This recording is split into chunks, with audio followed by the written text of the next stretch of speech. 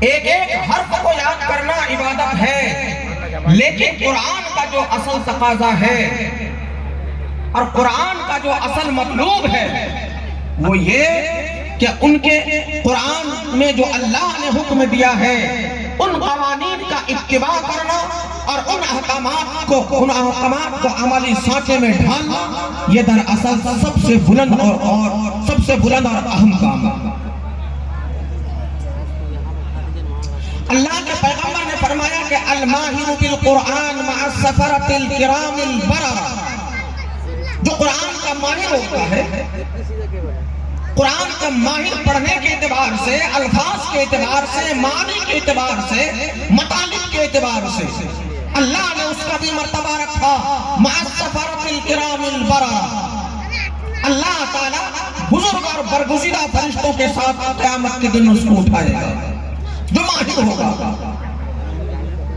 بہت سارے لوگوں کو اشتیاق ہو سکتا ہے، شوق ہو سکتا ہے، عمر گزر گئی لیکن ہم تو قرآن میں مہارت پیدا نہیں کر سکے، اس کے معنی کی مہارت پیدا نہیں کر سکے، کاش کہ ایسا ہو جاتا۔ لیکن اللہ کے پیغمبر نے آگے کہا والذی یقرأ القرآن ویتتعتع فیہ وہو شاق علیہ لہ اجران، جو آدمی قرآن کو پڑھتا ہے وہ ماہر نہیں ہے، قرآن کو پڑھ رہا ہے، اللہ کا کلام ہے، اللہ کے احکامات اس میں بیان کیے گئے ہیں، اٹک اٹک کر پڑھتا ہے، ہکلا کر پڑھتا ہے، لیکن جی جان لگا کر کوشش کرتا۔ عمر لمبی ہو گئی، زبان پلٹ نہیں رہی ہے، لیکن وہ زبان کو پلٹنے کی کوشش کرتا ہے۔ اللہ کے پیغمبر نے فرمایا اللہ اتنا خوش ہو جاتا، اللہ اتنا خوش ہو جاتا، لہو اجران، کہا کہ اس کے کھاتے میں لکھو، نامہ اعمال میں لکھو، اس کو دوہرا اجر دیا جائے گا۔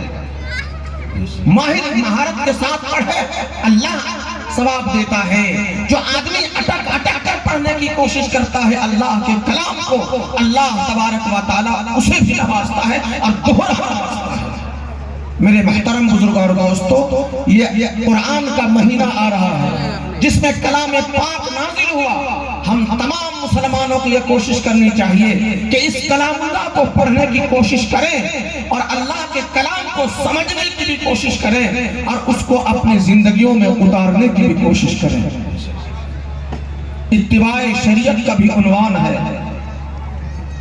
کلام پاک کے تعلق سے میں آپ کے سامنے مزید تفصیلی باتیں آپ کے سامنے آئیں گی، لیکن وقت محدود ہے اور جو ہمارے مہمان مقررین ہیں انشاءاللہ آپ کے سامنے تفصیلی خطاب فرمائیں گے، اور جتنے لوگوں کا اشتہار میں آپ نے نام دیکھا ہے تقریباً انشاءاللہ تمام کے خطاب سے آپ حضرات فیض اٹھائیں گے۔ امام شریعہ بہار اڑیسہ و جھارکھنڈ کے نائب امیر شریعت، استاد حدیث و فقہ وقف دارالعلوم دیوبند حضرت مولانا محمد شمشاد رحمانی قاسمی دامت برکاتہم العالیہ، بڑا اعلیٰ خطاب ہوتا ہے، انشاءاللہ آپ حضرات سماعت فرمائیں گے۔ مبلغ دارالعلوم دیوبند حضرت مولانا عرفان صاحب دامت برکاتہم العالیہ،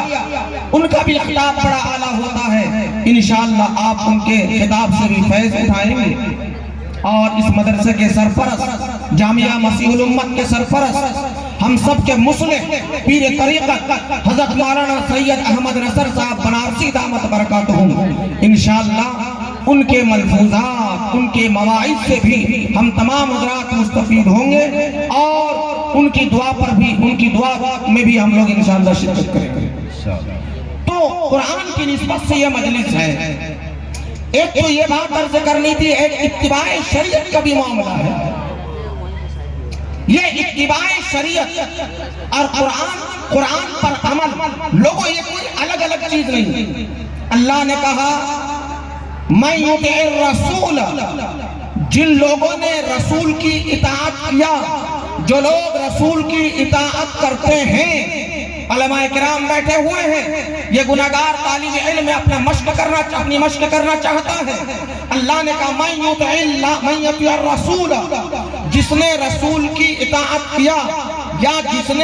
جو رسول کی اطاعت کرتے ہیں، ان کی اتباع کرتے ہیں، آٹومیٹک خود بخود اب کچھ کرنے کی ضرورت نہیں ہے۔ رسول کی معنی گویا اس نے اللہ کی مان لیا فقد اطاع اللہ، اللہ کی مان لیا، اللہ نے سرٹیفکیٹ دے دیا کہ رسول کی